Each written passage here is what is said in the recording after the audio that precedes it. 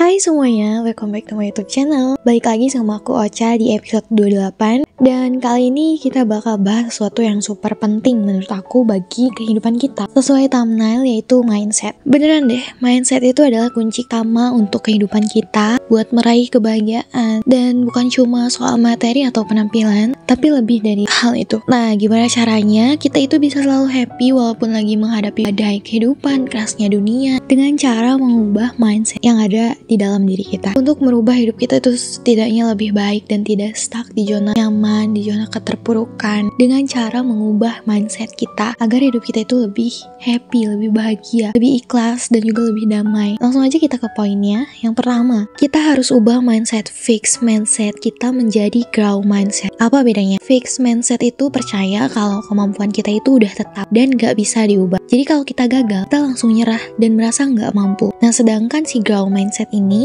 kita itu percaya kalau kemampuan kita itu bisa terus-menerus berkembang. Dan jika gagal, itu tuh bukan masalah. Kita nganggapnya itu tuh cuma kesempatan buat belajar untuk menjadi lebih baik. Itu kalau pola pikir kita grow mindset. Cerita sedikit, ini dulu juga aku tuh pernah ngalamin sendiri waktu aku awal-awal bikin channel YouTube. Jadi kayak banyak banget yang bilang konten aku ini gak menarik, dan juga dari teman-teman sekitar aku. Bahkan aku sempet dihina, kontennya gak menarik, kontennya garing. Awalnya sih aku down banget dan aku ngerasa insecure sama konten-konten aku yang aku bikin, dan rasanya mau nyerah aja, udah gak mau bikin video. Tapi berkat grow mindset, aku tuh bisa bangkit lagi. Aku analisis kritiknya dan terus belajar dari kesalahan dan terus berkarya. Dan sekarang alhamdulillahnya channel aku tuh berkembang. Kedua, kita itu harus belajar self compassion. Jangan terlalu keras sama diri kita sendiri. Semua orang pernah gagal kok. Yang penting kita itu bisa belajar dari kesalahan dan terus berusaha. Jangan bandingin diri kita sama orang lain, sama pencapaian orang lain. Kita punya perjalanan hidup masing-masing, dan udah pasti perjalanan hidupnya itu berbeda, dan itu tuh indah dengan caranya tersendiri. Dan salah satu teknik self compassion, salah satunya ini adalah dengan self soothing. Kalau kalian lagi ngerasa down, lagi ngerasa terpuruk, lagi rapuh, coba deh kalian itu lakuin hal-hal yang bikin kita nyaman, sekecil apapun itu. Kalau lagi ngerasa down, coba bikin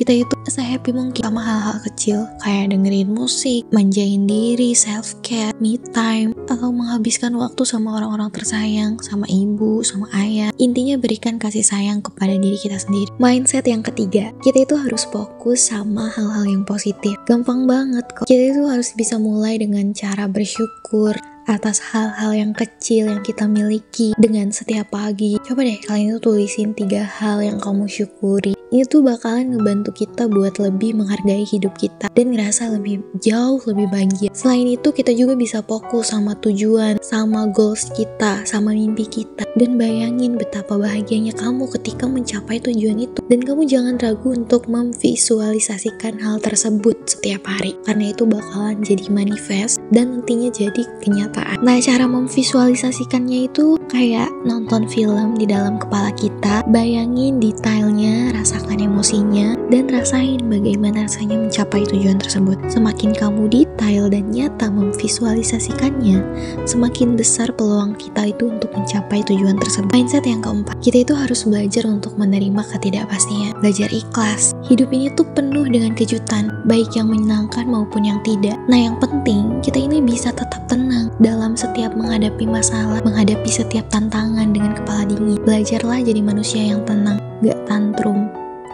Dan jangan takut untuk mencoba hal-hal baru, mengeksplor, karena di luar sana tuh masih banyak hal-hal yang indah yang menunggu untuk kita eksplorasi. Nah, gimana sih Kak caranya untuk menghadapi ketidakpastian? Salah satu caranya adalah dengan mempersiapkan diri, bikin rencana tapi jangan terlalu kaku. Jadi tetap fleksibel dan siap untuk beradaptasi dengan perubahan. Dan ingat, ketidakpastian itu bagian dari hidup, dan kita itu harus belajar untuk menerimanya, untuk ikhlas. Mindset yang kelima, kita itu harus bisa menjaga relasi, menjaga hubungan sosial kita, berinteraksi dengan orang-orang yang positif, yang mendukung kita, yang lingkungannya nggak toksik. Habiskan waktu dengan keluarga dan teman-teman, karena mereka adalah sumber kebahagiaan kita. Dari orang-orang toksik yang ngebuat kamu nggak bahagia dan malah menghabiskan energi kamu.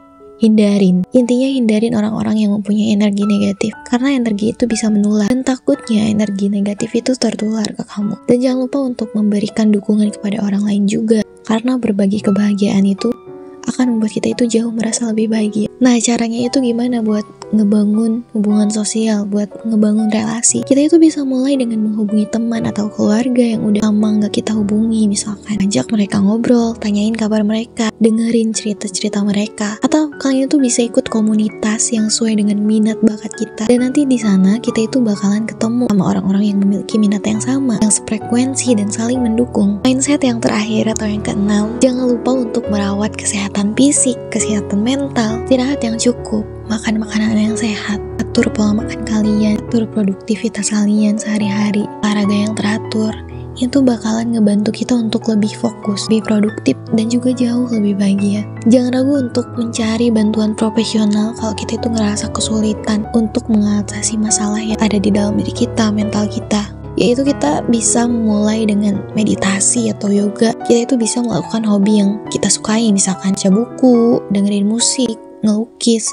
Yang penting itu bisa bikin kita relax, nyaman, dan tenang. Oke, itu dia beberapa tips mindset yang bakalan bikin kita happy, bakalan lebih nyusun hidup kita itu jadi lebih tertata. Dan kalian harus ingat, membangun mindset positif itu butuh proses. Jadi jangan nyerah, terus aja berlatih dan konsisten kuncinya. Semoga video ini bermanfaat buat kalian, dan subscribe untuk dapetin tips-tips lainnya dari aku yang mungkin bakal ngubah 1% di hidup kalian. Oke, see you next video. Bye bye.